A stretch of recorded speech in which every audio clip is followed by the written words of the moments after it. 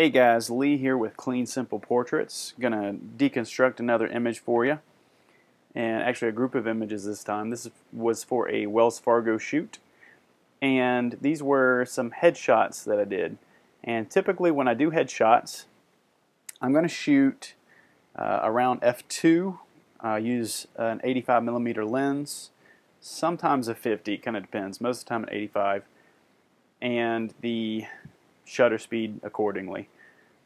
Now on this one right here, these images right here, you can see some of the images I had. This is kind of the setup right here: a reflector and a large softbox. Now I alternated this on some of the shots. This shot you can see it's coming from the left, and this one and this one. This one right here, the softbox was, we just flipped everything around. Softbox was coming from the right, reflector was on the left side. So what I normally do on these types of shots is I'm going to put the person on a stool, and if you don't have a good stool, try to bring one if you can, because what a stool enables you to do is, regardless of whether the box is on this side or this side, you can have the person pointed more towards the softbox and then have them swivel and keep photographing and then turn them away, and at that point you've got pretty much every angle of their face. And if you want to just swivel your softbox over this way and then do your reflector over this way, you can do the same thing, and you can do all that in probably 10 minutes or less.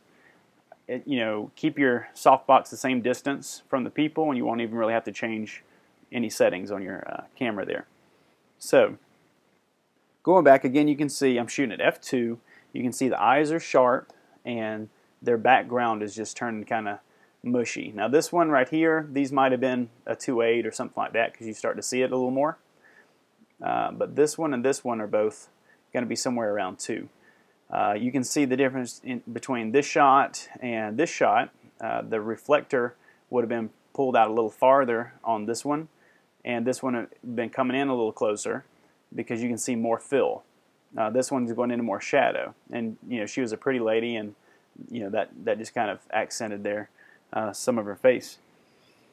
Trying to think of what else. On this one also, I shot with that softbox that I just used the modeling light.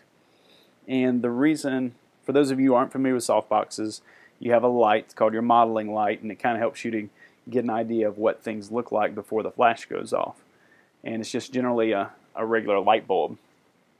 Well, the modeling light, I used that, and that allowed me to shoot at 1.8 or 2, whatever I was on, without having to use something like a neutral density filter or change things up too dramatically. So I just shot with that. The light stayed the same the entire time. I could see exactly what was happening. The flashes weren't going off. This was an unused office that we photographed in.